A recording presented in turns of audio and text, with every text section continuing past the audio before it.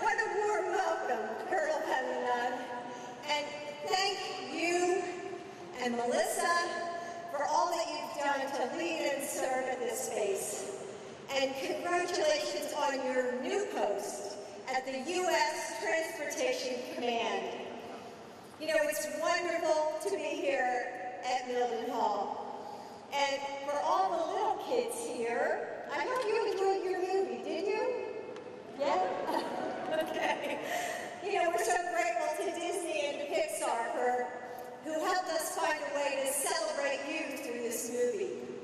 And Joe and I are always excited to visit with our troops and their families.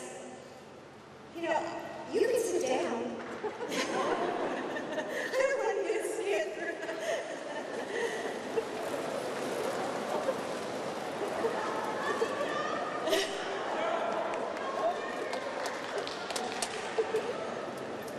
Joe, pay attention.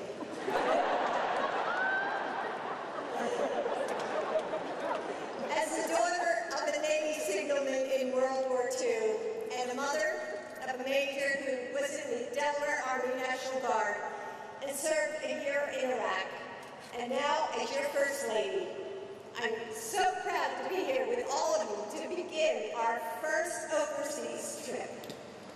From those of you who have served more than 20 years, to the youngest military kids that I see in the crowd, you are our ambassadors to the world.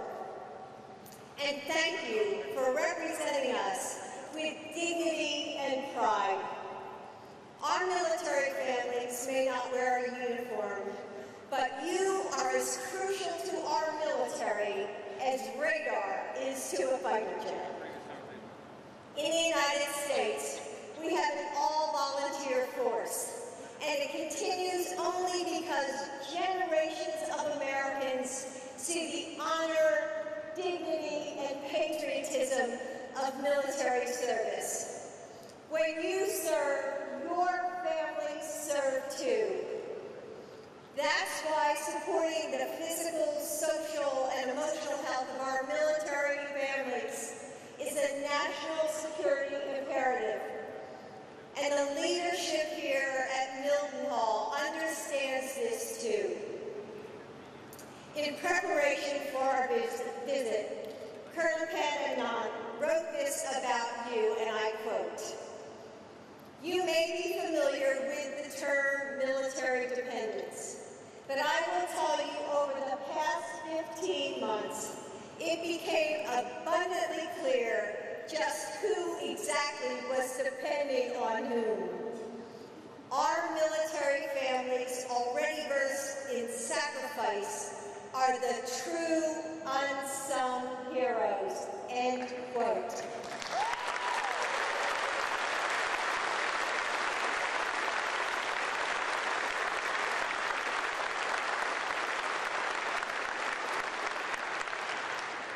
And the Colonel is right. You are heroes. And your Commander-in-Chief and I believe that as well. And that's why supporting you is so personal to us and one of my top priorities. Through our White House initiative to support military families called Joining Forces, we're going to work on military spouse employment and entrepreneurship, make sure that you can get quality child care when you need it, and provide the education that your children deserve.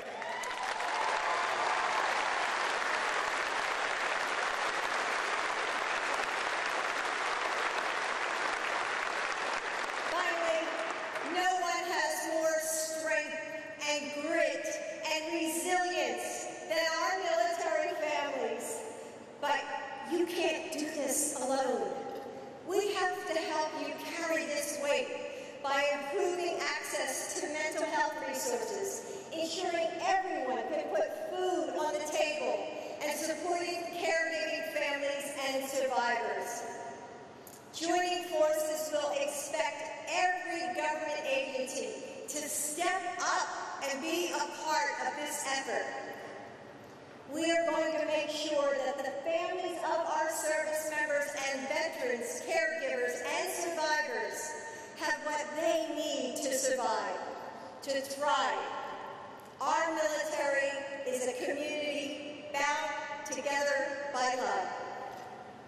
Love for our country, love for the men and women who serve beside you, your husbands and wives, your moms and dads, and love for the communities that you build together. And it's our obligation to match that devotion. May God bless all of you, our troops, and their families.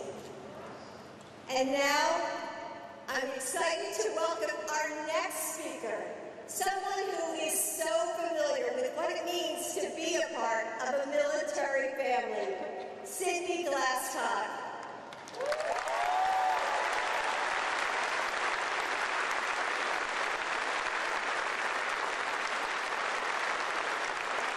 Cindy, I know growing up as the child of 2 service members comes with challenges, but it's also helped you to become the person you are today. Someone with a broad and beautiful perspective of the world who is able to weather change and uncertainty. I hope that you know how special you are, and we are so grateful for your and your family's service. So, Cindy,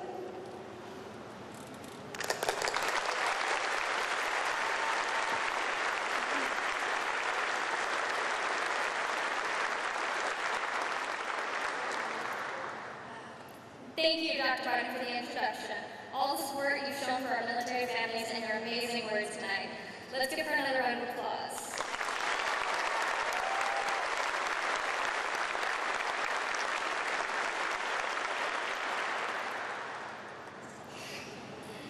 Good evening. I'm Cindy Glass-Todd, and as a military child for my whole 14 years, I can appreciate what the words military family really mean. With both my parents actively serving in the military, my mom was a command chief and my dad currently deployed, I understand that military family involves more than just my family unit, but rather everyone in this room. Even if those of us here tonight don't share the same last name or bloodline, we always step up for one another at any given time. That's what makes each of you so special. That's what defines us as a military family. And that's what makes me incredibly proud to share this community with our next guest. Ladies and gentlemen, let us welcome our Commander-in-Chief, the President of the United States, Joe Biden.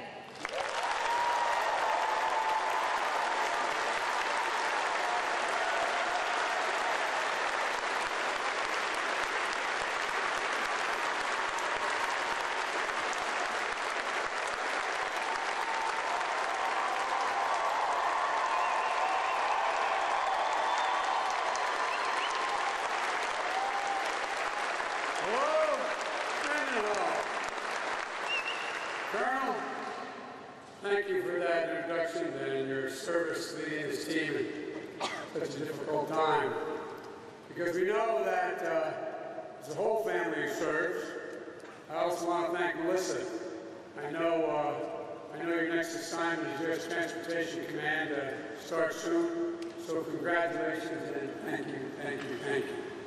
And Cindy, you're 14 years old. When I was 14, please, at ease. I keep forgetting I'm president.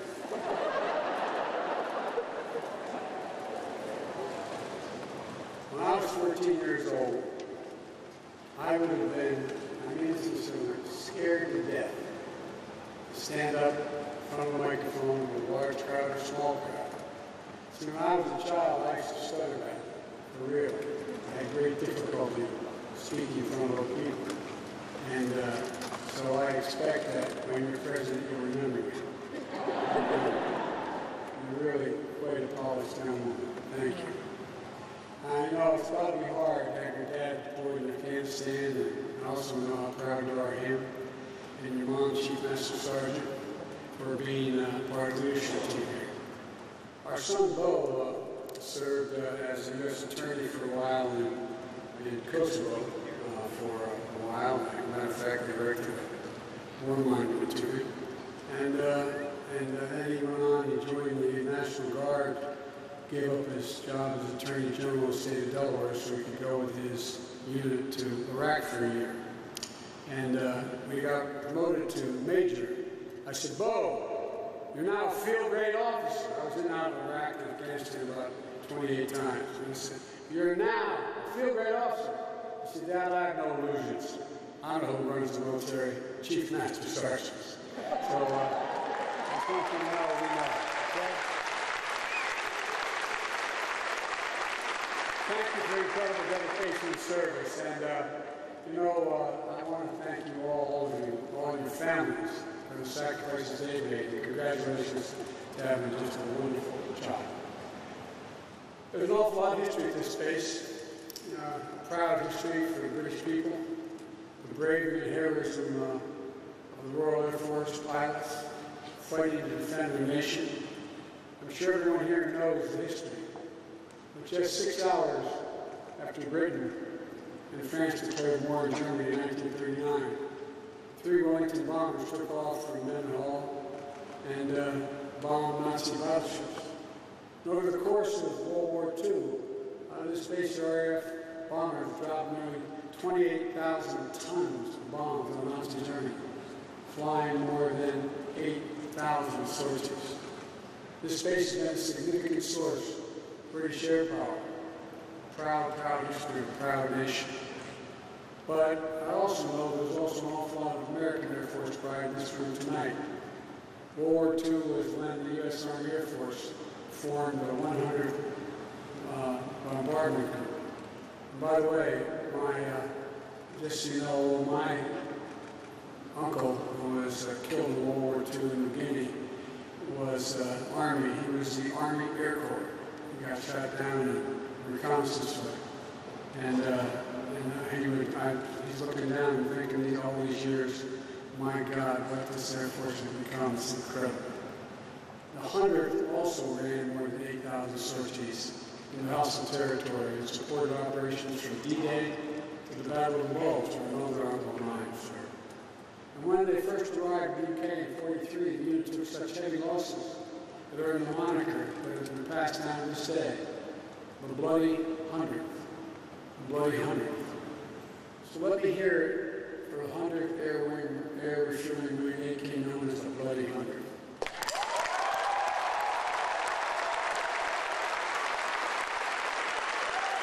And what about 352nd Special Operations Wing? There's Team Reconnaissance, members of the Air Mobility Command. Do we have any folks there from the 48th Fighter Wing of the RAF? By the way, let go. I think maybe the 501st Combat Support Wing from RAF Alkenburg. And this may be a historic first in Air Force Base right here. There just might be a few members of the United States Army here tonight with us. Come on, man. To all of you airmen and soldiers, I want to say thank you. We owe you. We're so damn proud of you. So proud. And I only wish my major was here to thank you as well. Thank you for everything you do, everything you are.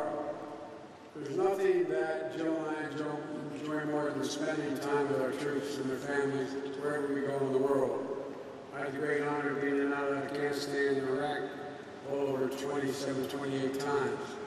I think Jill's the only second lady in American history that's gone into the war zone, into Baghdad with me as well.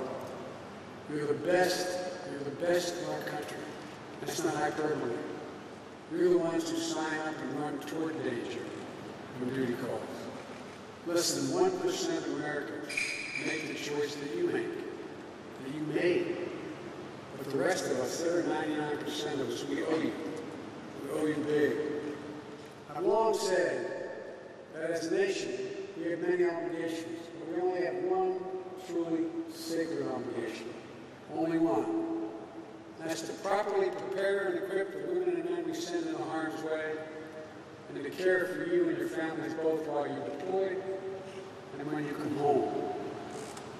And now that I have the incredible honor of serving as your Commander-in-Chief, I believe that even more strongly.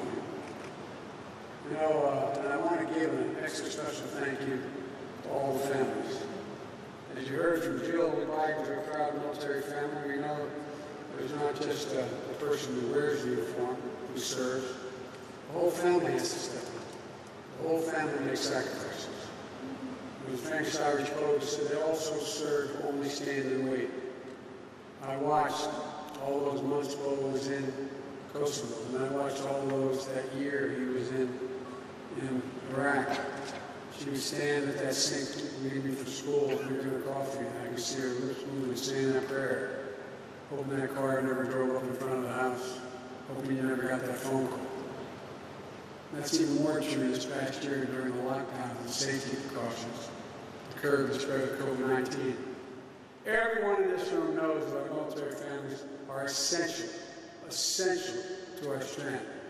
It's the key reason Jill relaunched Joining Forces, to make sure we're doing everything we can to support our military spouses and children, and their mothers and fathers as well, just like they support all of you. You know, you not only did an amazing job keeping COVID-19 under control on base, you took care of each other and your mental health throughout the initiatives like your spouse-to-spouse connection and your wellness advocacy team. Thank you.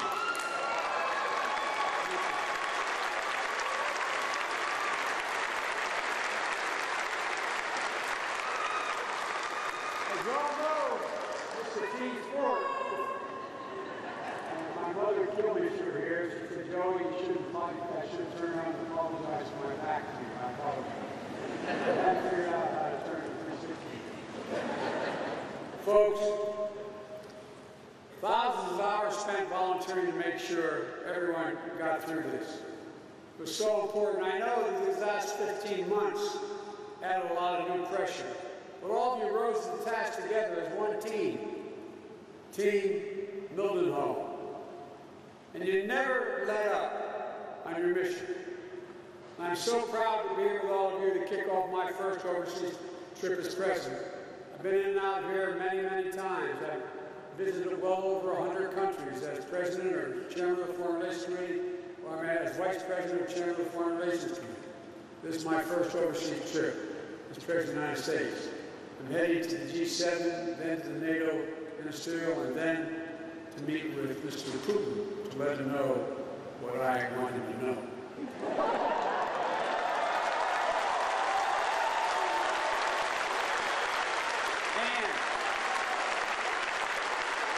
And at any point along the way, we're going to make it clear that the United States is back and democracies of the world are standing together to tackle the toughest challenges and the issues that matter most to our future.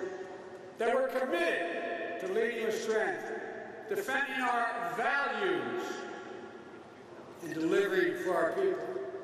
America is better positioned to advance our national security and our economic prosperity when we bring together like-minded nations to stand with us.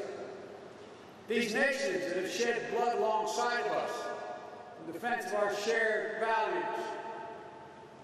Our unrivaled network of alliances and partnerships that are the key to American advantage in the world and have been. They make the world safer for all of us. And they are how we are going to meet the challenges of today, which are changing rapidly.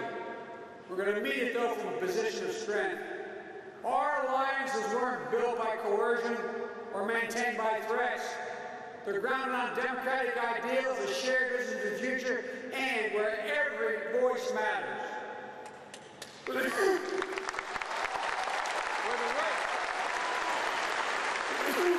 rights of all people are protected.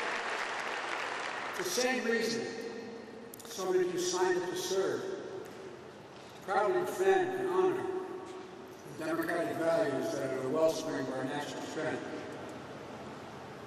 For our British friends will excuse me quoting the Declaration of Independence.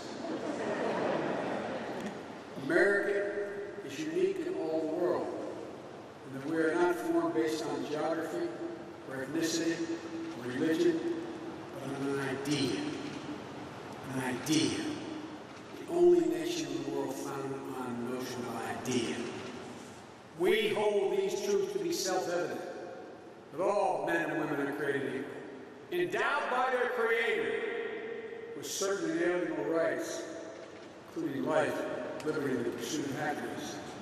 We mean it. No nation can defeat us as long as we stick to our values.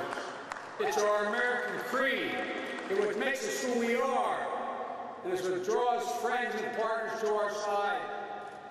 And for hundreds of years, American patriots have fought and sometimes died defending those values. Folks, look, I'm often quoted by the press as saying, America leads not by the example of its power, but by the power of our example. All of you, our service members stationed around the world, you are the solid steel spine of America, around which alliances are built and strengthened year after year.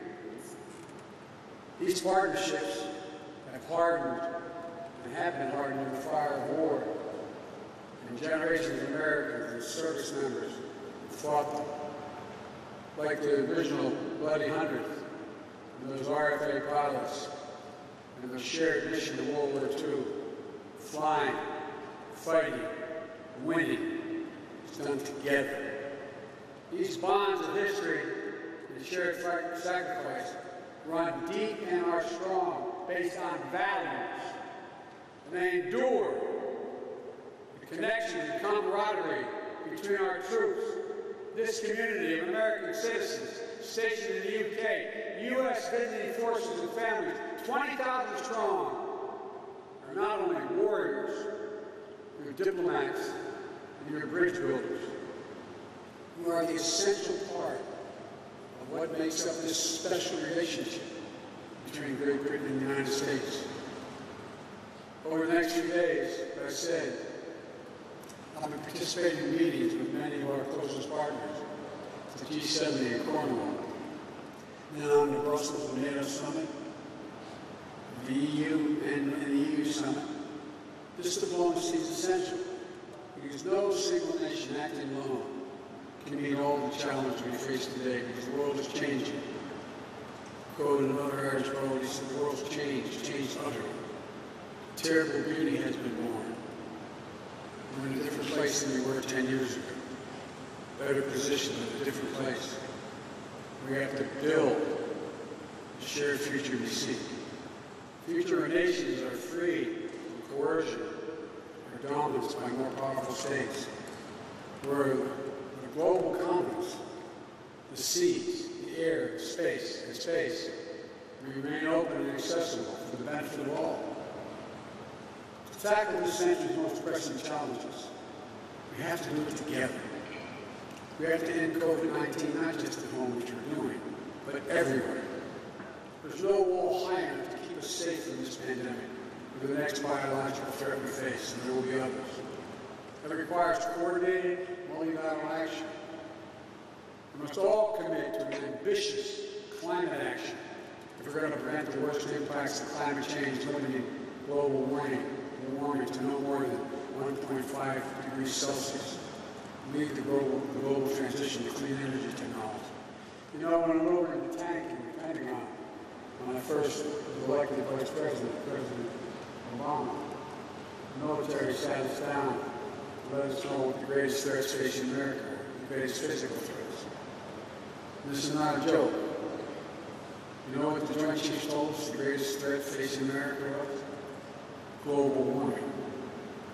Because there'll be significant population movements, fights over land, millions of people leaving places because they're literally sinking below the sea in Indonesia because of the fights over what is arable land anymore. With the G7, we plan to launch an ambitious effort to support resilience and development around the world by investing in high-quality, high standard physical, digital, health infrastructure. We have to make sure that new technologies and norms of conduct in cyberspace are established, including addressing the growing threat of ransomware attacks. They're governed by our democratic values, not by the autocrats who are letting it happen. These are all critical national security issues in 2021. We're going to be driving this agenda together with our G7 partners. In Brussels, I'll make it clear that the United States' commitment to our NATO alliance in Article 5 is rock solid. It's a sacred obligation we have under Article 5. The U.S. and the U.K. are both founding members of NATO, the strongest military and political alliance in the history of the world, and that's not hyperbole. Our troops have stood shoulder to shoulder around the world, including serving bravely in the mountains of Afghanistan for the past 20 years.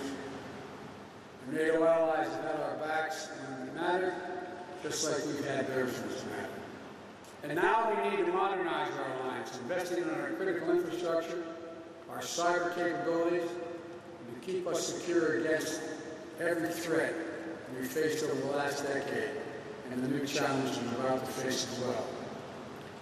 With the European Union leaders, I'll discuss how the United States can work with Europe to address the full range of issues that require the full strength of our transatlantic partnership, including working together to shape the new rules for the 21st century economies.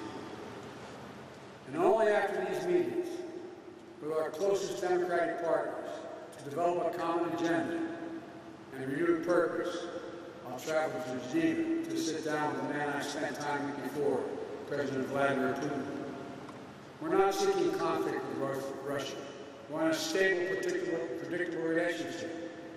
Our two nations share incredible responsibilities, and among them, ensuring strategic stability and upholding arms control agreements. I take that responsibility seriously. But I've been clear, the United States will respond in a robust and meaningful way when the Russian government engages in harmful activities. We've already demonstrated that. I'm going to communicate that there are consequences for violating the sovereignty of democracies in the United States and Europe and elsewhere. I'm going to be clear that the transatlantic alliance will remain vital, a vital source of strength for the UK, Europe, and the United States. I'm going to make sure there's no doubt as whether the United States will rise in defense of our most deeply held values and our fundamental interests. Here's why this all matters so much right now. I believe we're at an inflection point in world history. The moment where it falls to us to prove that democracies will not just endure, but they will excel as we rise to seize the enormous opportunities of the new age. We have to discredit those who believe that the age of democracy is over, as some of our fellow nations believe. We have to expose as false the narrative that the decrees of dictators can match the speed and scale of the 21st challenges. You know, and I know, they're wrong. But it doesn't mean we don't have to work harder than ever to prove that democracy can still deliver for our people. But many think things are changing so rapidly. Democracies cannot get together and form a consensus to respond like autocrats can. And you know better than anyone that democracy doesn't happen by accident. We have to defend it. We have to strengthen it, renew it. And I know that the American people are up to this job. I know because I look around this hangar.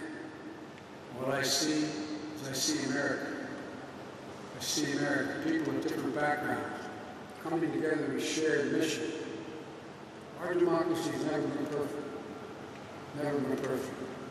But Americans of all races, religions, sexual orientation, immigrants, Native Americans, all have spilled their blood to defend the values that we talk about.